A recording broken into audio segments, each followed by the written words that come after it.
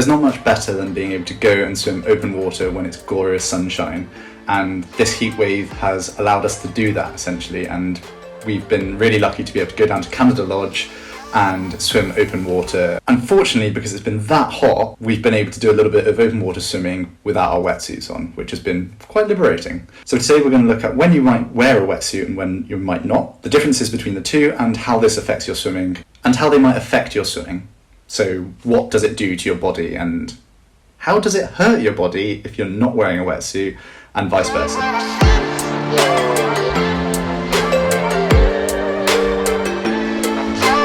Before we get going properly, don't forget to like and subscribe. I know a lot of you guys watch but don't actually subscribe, so please do. It helps the channel out a lot, and it would mean a lot to me and the channel, so that we can help grow it and make better content. So yeah, just hit that subscribe button down below, and even the bell icon if you actually want to be reminded about when I put these videos out.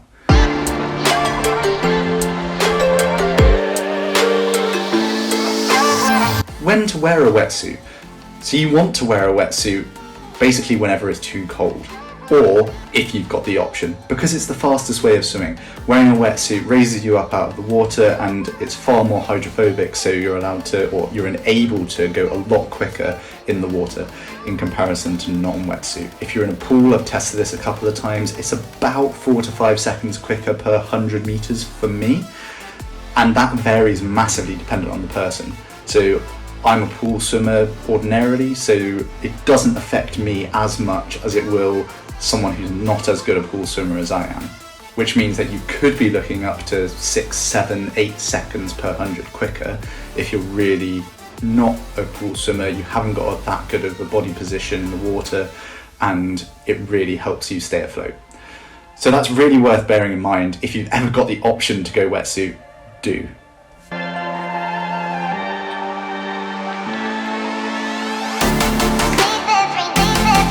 So what's the difference? What's the difference of wearing a wetsuit and not wearing a wetsuit? Like I just said, buoyancy and hydrophobicness. So if you're wearing a nice buoyant wetsuit, it raises your body out of the water, brings you a little bit more horizontal, brings your hips up, brings your legs up, and you're in a far better position to stay streamlined in the water. So that helps you with your arm rotation. You tend to have a higher cadence, which I struggle with. I've not got a high cadence at all in the pool, for example. I rely on a lot of power, but in the open water it's better to have a higher cadence because you catch more water if you're getting hit by other people in the mass starts, and also if it's a little bit choppy. So it's beneficial to have a higher cadence, which a wetsuit helps you with because you're further out the water. You don't have to rely on the legs so much to drive the stroke forward. That being said, it does restrict your shoulders slightly.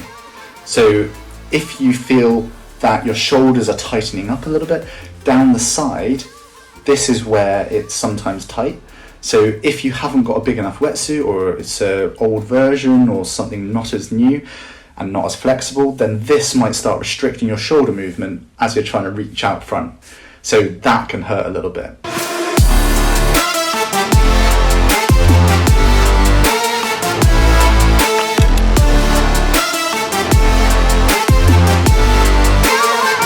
It's really interesting the other day when we got in for this open water threshold session, and it was great, and it was like some people wore wetsuits, some people didn't, and for me I didn't because I can swim well without one. But what that meant was that people that did started coming in and around me because obviously the wetsuits are faster, which is great for a training stimulus because it means that a lot more people are equally matched than before, whereas probably sometimes I'd either have to start at the back and then swim through, or I'd have to just swim off the front, or whatever it is. This time it puts me under a little bit more pressure to be able to try and actually negotiate my way around people that are equally as quick because they're wearing a wetsuit and I'm not. It did, however, start to hurt, and not where you might think. So open water tends to be quite fatiguing on the arms because you don't have the turns to be able to rest. Like, I'm a bit of a pool swimmer, like I said, so I get to rest off some of the turns. So that means that it's far more muscular fatiguing. It's like taking a rest every time you hit the wall in a pool, whereas long reps open water can tire you out. Anyway, it wasn't my arms that started hurting. it was actually my hip flexors. So my hips started hurting, and I was like, what on earth is this?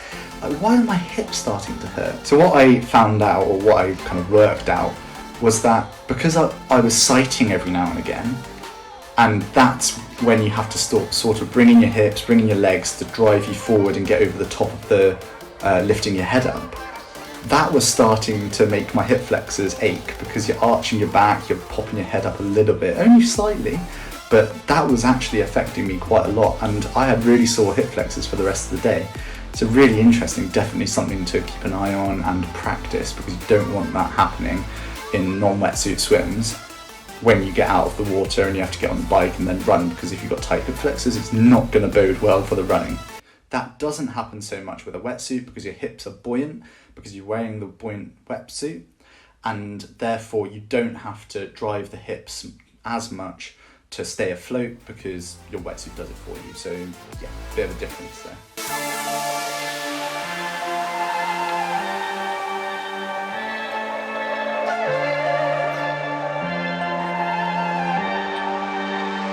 That's everything for today. Thank you very much for watching, and don't forget to hit that like and subscribe. Like I said earlier, it means a lot and helps the channel grow. So yeah, I'll see you next time, and hopefully give you a little bit more of an insight into what we've been doing this week and why I'm a little bit tired at the moment. So yeah, stay tuned, and I'll see you next time.